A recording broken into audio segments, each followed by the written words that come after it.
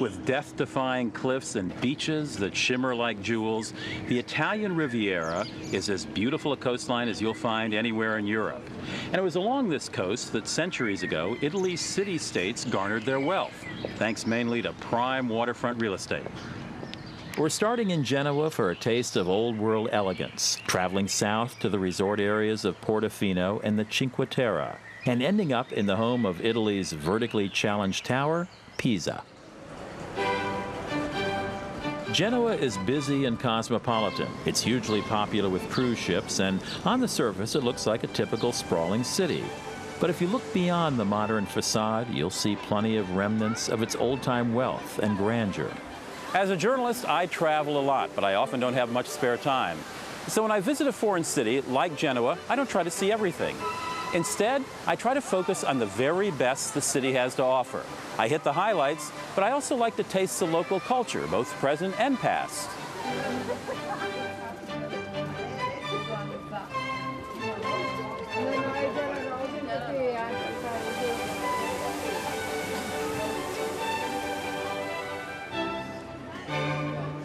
For a view of the old city walls, we're hopping a funicular that's a favorite with locals.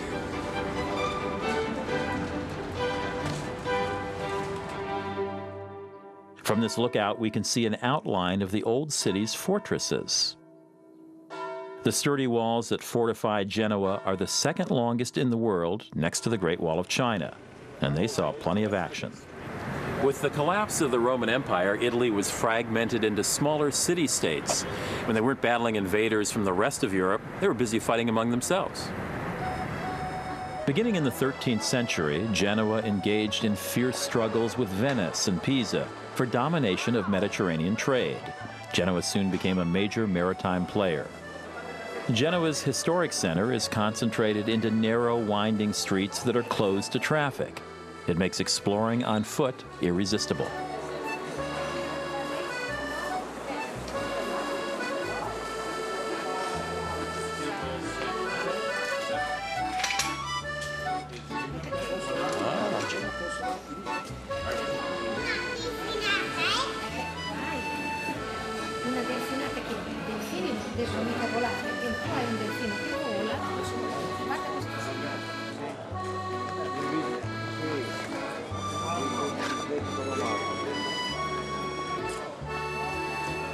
Cathedral San Lorenzo was the heart of medieval Genoa's political and religious life. As early as the 12th century, all the city's big events happened here: ceremonies, proclamations, and elections.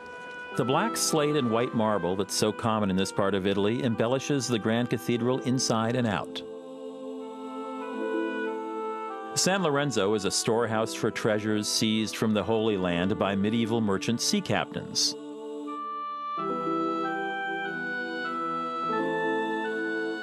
Perhaps the most intriguing part is the Chapel of John the Baptist. The claim is that it holds not only John the Baptist's ashes, but also the plate on which his head was served to Salome, and a chalice that was part of the dinner service during the Last Supper. A British shell landed on the cathedral during World War II, but miraculously failed to explode.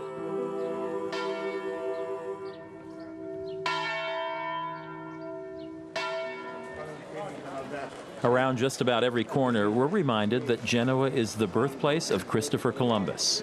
Thanks to the city's most famous son, much of the gold seized by Spain from the New World found its way to Genoa's harbor. Ironically, Columbus's journeys to the New World eventually led to the decline in the city's wealth and status. As trade shifted from the Mediterranean to the Americas, Genoa's power dwindled. But while the good times lasted, Genoa reigned supreme. Some of the city's leading families amassed huge fortunes.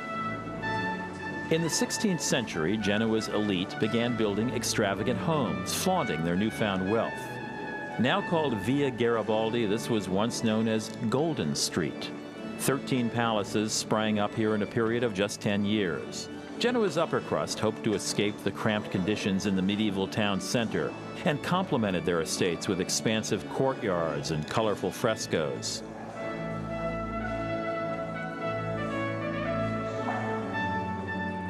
Today, most of these palaces have been converted to banks or galleries.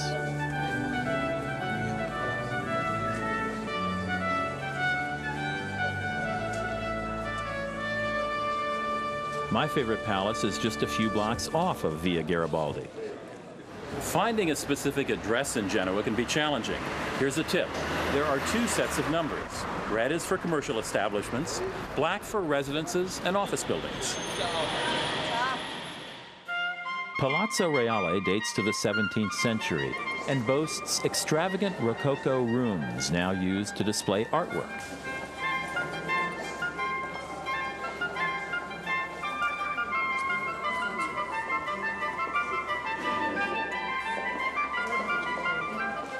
It was originally built as a home for the Balbis, a wealthy Genoan family who made a killing in the silk trade.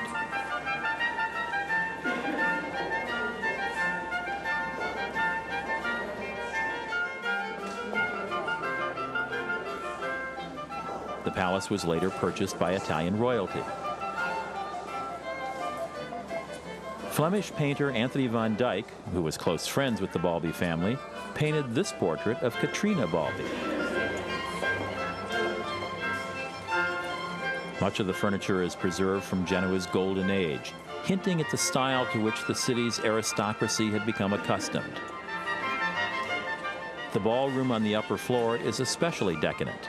This mirrored gallery will look familiar to Francophiles. It was modeled after the Hall of Mirrors at Versailles.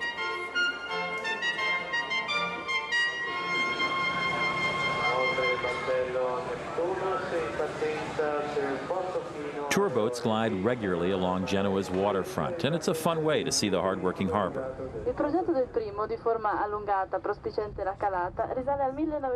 It's obvious that the city's fortunes are still inextricably linked to the sea.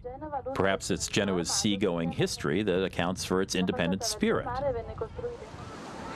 Genoa, like other Italian city-states, was a battleground for French, Spanish, and Austrian imperialism. In the mid-18th century, the Austrian army invaded the city, looting goods and abusing the locals. The Genoese managed to fight off the intruders only with rocks. It was a brief but satisfying victory. A century later, the growing nationalistic movement would ultimately unify Italy. Genoa is terrific, but the clock is ticking and I'm ready to escape the big city crowds. Time to experience the Riviera sweet life. Even if you just have a few days downtime in Genoa, total relaxation's just a few minutes away.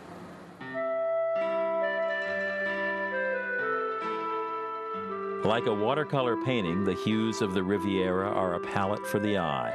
Pastel fishing villages and shorelines that radiate sunlight entice travelers seeking respite from city traffic and noise. This is the kind of time-forgotten setting that most of us dream we'll find when we head for the Italian coast. We're traveling south to Portofino, the ultimate in seaside resort towns.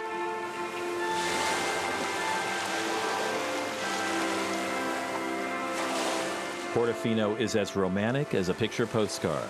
19th century artists were drawn to this port for its unparalleled beauty. Later, the rich and stylish found secluded Portofino ideal for illicit rendezvous. Hollywood types like Ingrid Bergman and Humphrey Bogart also retreated here to escape the prying lenses of the paparazzi. Today, Portofino is not exactly a secret. Day-tripping tourists prowl the streets, and the small harbor is like a club for international chic.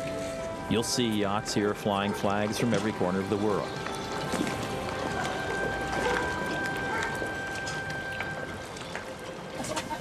The town square is perfect for sipping cafe and people watching. Throughout history, Italians have shown a natural talent for laying out towns for maximum visual appeal. Take Portofino, for example. The village streets aren't in a geometric plan. Instead, the buildings and the monuments in this town form an artistic composition. Streets wind into a central plaza, drawing people together and creating a sense of community. Around each corner are unexpected perspectives and angles that just somehow seem right.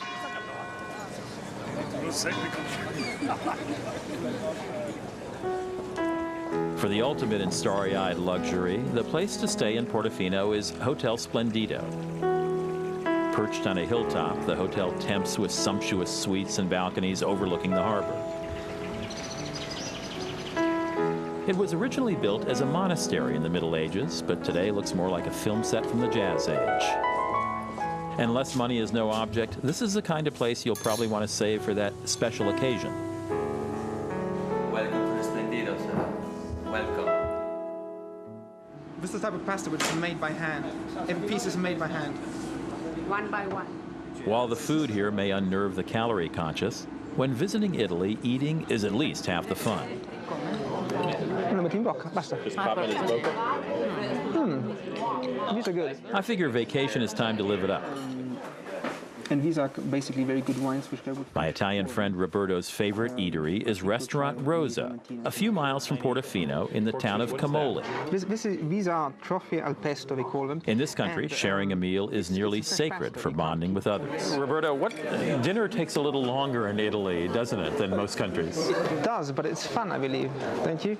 You have time to speak with people you have in front of you between one dish and the other, and you can joke with people. It's a way of getting to know somebody, and it's very nice. And it's Italian law. You have to have at least 3 courses. Right? Absolutely, maybe 4. Maybe 4 or 5 is better, but 3 is basic minimum. Basic minimum. Every part of Italy has its regional specialties. Here, locals recommend the pesto, made with Parmesan, pine nuts, olive oil, and basil fresh from the garden. They're right, it's utterly delectable. Naturally, I always save room for dessert.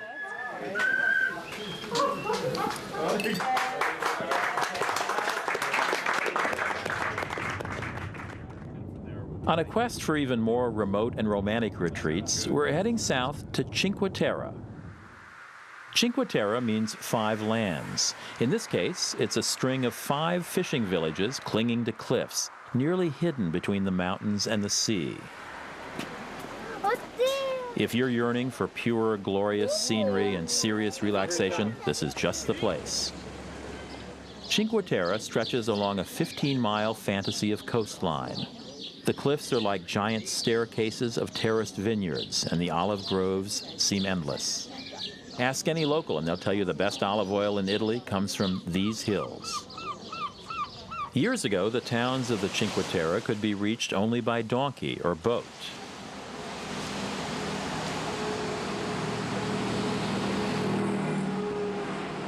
A commuter train now serves all of the villages, and the old donkey paths have become a hiker's paradise.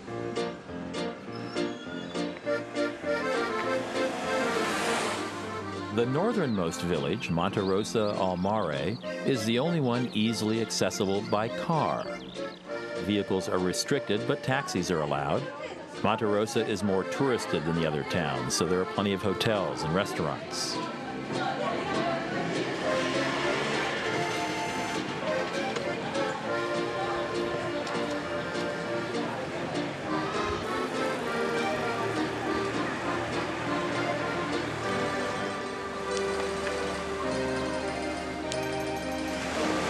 A medieval tower divides the town into new and old sections.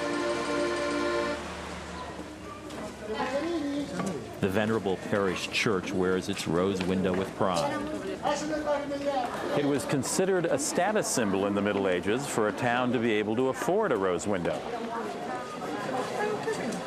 And the Cinque Terre saw its share of prosperity before being overshadowed by trading bigwigs like Genoa and Pisa. While officially autonomous, the region was for centuries dominated by Genoa, with occasional incursions by Pisa.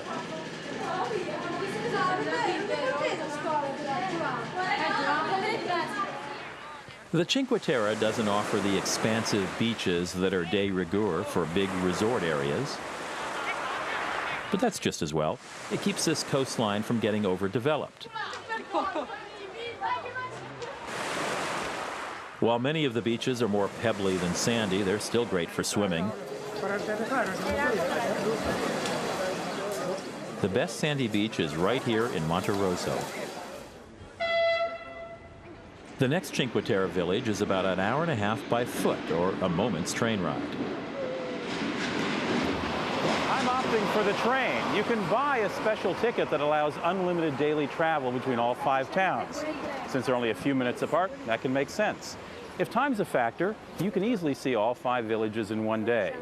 If you're not in a hurry, maybe linger in 1 or 2. The towns of the Cinque Terre are so similar, it may be hard to keep them apart. But each has a personality and charm all its own. Once you get to know them, you'll never want to leave.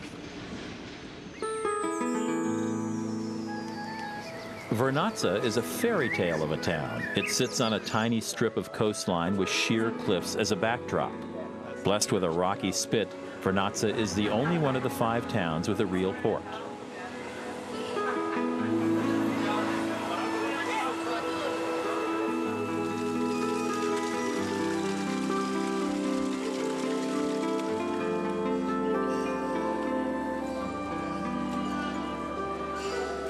The old tower that guards the town remains from days when Turks and pirates terrorized this coast. The pirates sometimes even kidnapped residents and sold them into slavery in the east. You can climb the steep tower steps to scout for marauding ships that may still be lurking in these waters.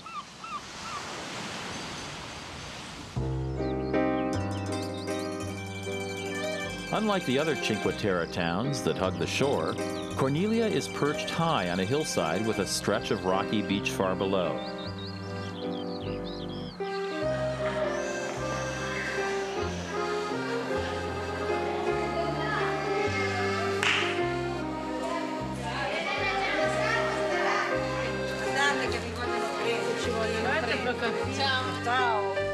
The town is home to about 250 people.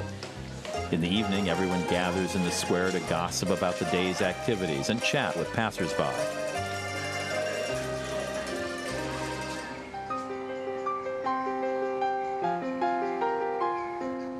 The road from Cornelia to Manarola hosts the region's wine co-op. What I'd like is a dry red. Not surprisingly, Cinque Terre is famous for its wine. We are in Italy, after all. What would you recommend? Ever since Roman times, this area has been the center of Cinque Terre winemaking. The wine jug from Cornelia was even found among the ruins at Pompeii. Around these parts, locals are particularly proud of the sweet white wine. Ciacerta, how do you pronounce that? That's wine. It's a dessert. Shakita. It's made only with grapes grown near the sea. In old days, this wine was used as a medicine or brought out to celebrate a wedding or birth. Today, it's prized as a dessert wine.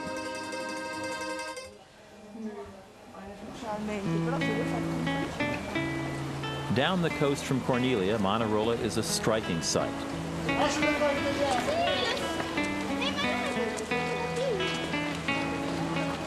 This quintessential fishing village clings like a barnacle to its dark rock. Each morning, fishermen set out in colorful, varnished boats, just as their ancestors have for centuries.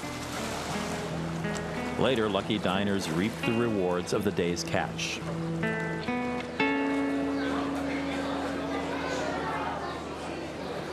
I'm ready for a little hike, and the most popular trail is this 20-minute stretch that links the villages of Manarola and Rio Maggiore. It's called the Via dell'Amore, or Walk of Love. No wonder this is the Trail of Love. All around, flowers blossom in riotous color. For hundreds of years, the Riviera has been Italy's florist shop. As early as the 16th century, nobility from other regions ordered their fresh bouquets from here. You can actually walk between all of the Cinque Terre towns in about 5 hours.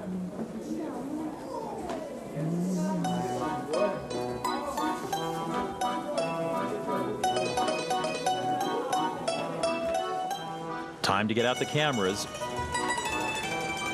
Rio Maggiore puts the picture in picturesque.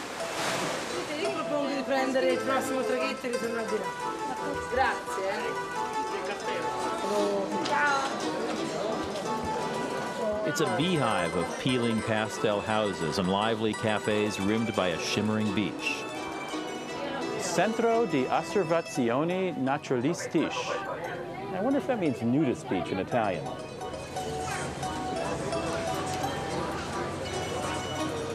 According to tradition, the village was founded in the 8th century by a group of Greek refugees who were fleeing religious persecution.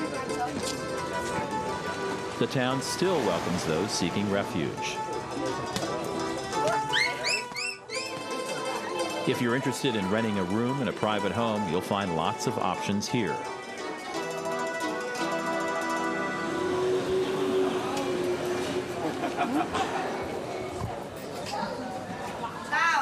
Ciao. When you're ready for a snack, follow your nose to a local bakery loaded with temptations. The focaccia al formaggio, a pizza-like bread with cheese, is perfecto.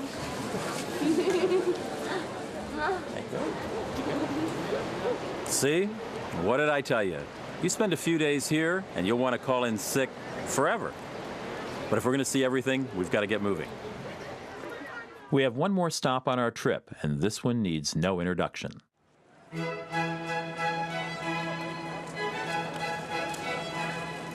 The Leaning Tower of Pisa is probably the most recognizable monument this side of the Eiffel Tower. It's actually one of 3 grand structures in Pisa's Field of Miracles. Pisa was a maritime powerhouse in the Middle Ages, and like the other affluent Italian towns of the time, it poured money into architectural and religious wonders.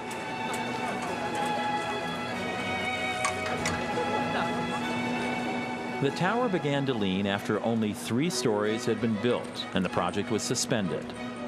It turned out that the foundation wasn't solid rock, but water-soaked clay. Still, a century later, the 8-story marble tower was completed. While there are ongoing efforts to stabilize it, its tilt continues to increase about 1 millimeter a year. It was designed as a bell tower for the Duomo, a very influential building in its day. The distinctive Romanesque style with dark and light stripes and blind arches was imitated across Italy. The interior of the Duomo is haunting in its majesty.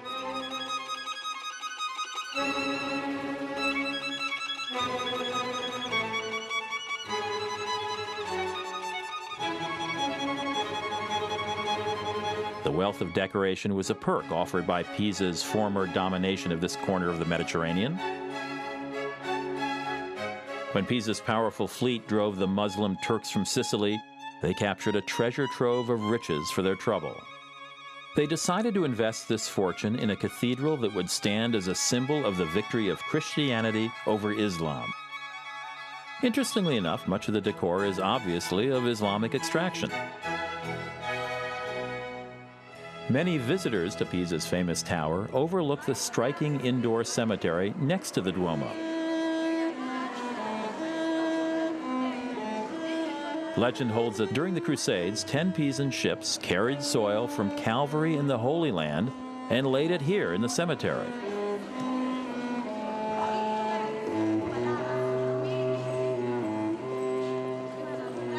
The frescoes that adorned the walls of the cemetery were among the largest in Europe before being damaged by fire in World War II. This image, called the Triumph of Death, gave a typically medieval warning to beware the temptations of daily life. Massive chains that hang on the wall were once used to close off access to Pisa's harbor. These chains closed the entrance to the port of Pisa in the Middle Ages. Then when the Genoese defeated the Pisans, they took away the chain to Genoa and gave half of the chain to Florence, their ally. Then many centuries later, the 2 cities returned the chains to Pisa as a sign of friendship. The nearby baptistry is like an enormous Romanesque crown topped with lacy Gothic gables and statuary.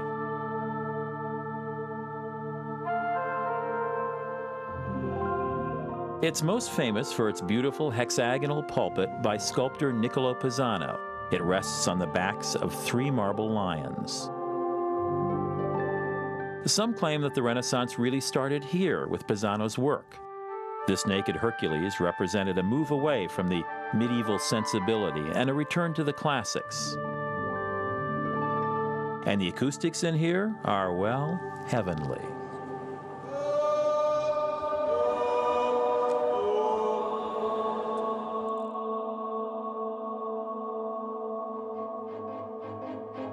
Pisa's glory days ended when it was outmuscled by its rivals, Genoa and Florence. Eventually its rivers silted up.